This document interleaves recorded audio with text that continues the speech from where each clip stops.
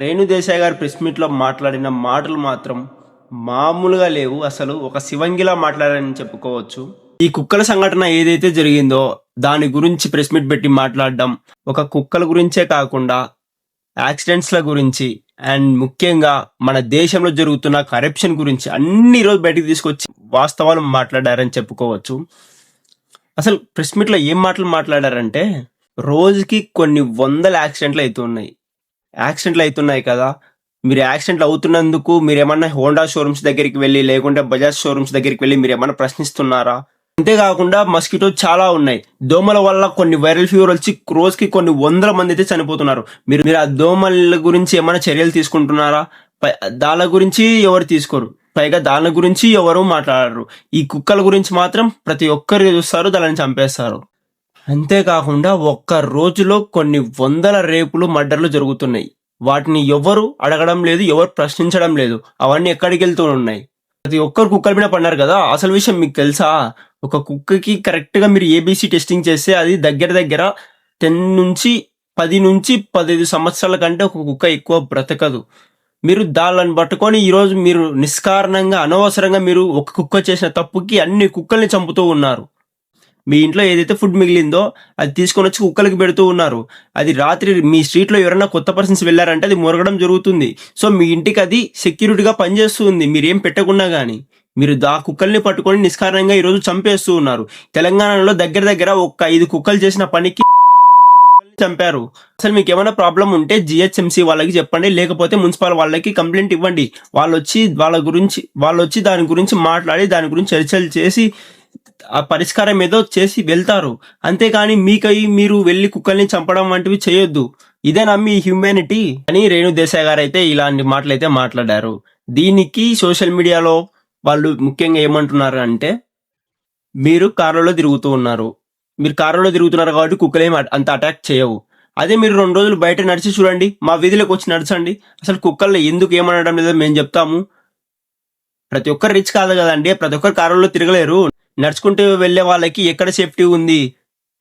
రోజుకి కొన్ని వందల కుక్కలు మనుషుల్ని పడి మనుషుల్ని కడుస్తూ ఉన్నాయి.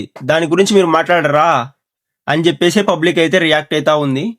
అండ్ అంతేకాకుండా రేణు దేశాయ్ గారు కుక్కల గురించి మాత్రమే కాకుండా కరప్షన్ గురించి మాట్లాడారండి. బాబా మరాఠీ అమ్మాయి అని అనిపించుకున్నారు.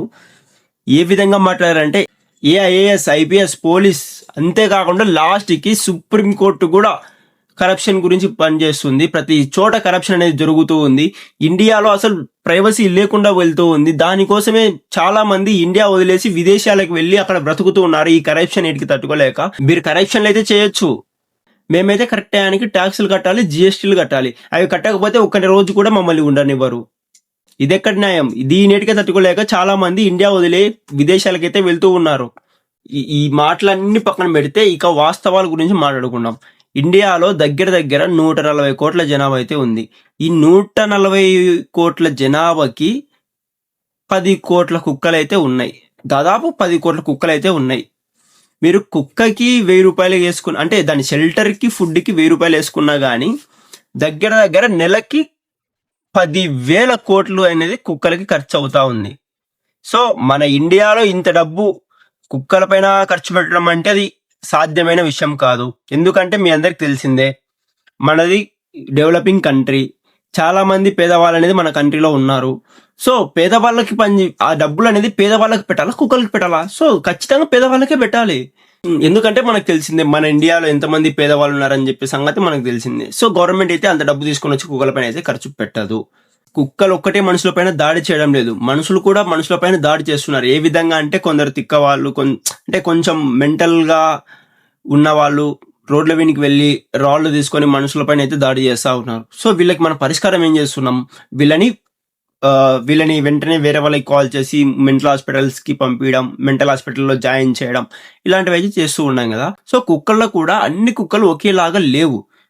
రేర్గా ఒక 100 కుక్కలు తీసుకుంటే 100 కుక్కలు 10 కుక్కలు మాత్రమే కొంచెం మెంటల్గా బిహేవ్ చేస్తూ వేరే వాళ్ళని కరచడం ఇలాంటివి అయితే చేస్తూ ఉంటాయి.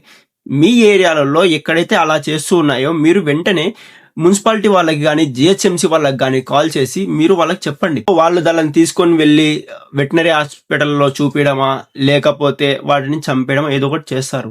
అంతేకాని 2-3 కుక్కలు ఇలా ఉన్నాయని చెప్పేసి అన్ని కుక్కలు తీసుకొని పోయి ఇలా చంపడం అనేది చాలా వరకు అయితే తప్పు. దీనికి పరిష్కారం ఏంటి అంటే అనిమల్ లవర్స్ ఎవరైతే ఉన్నారో వాళ్ళందరూ ఒక ఆర్గనైజేషన్గా ఫామ్ కాండి. ఫండ్స్ అనేది కలెక్ట్ చేయండి. ఫండ్స్ కలెక్ట్ చేసి మీ ఏరియాస్లోనే మీరు వాటికి షెల్టర్ ప్రొవైడ్ చేసి కుక్కలకి ఫుడ్ అయితే ప్రొవైడ్ చేయండి.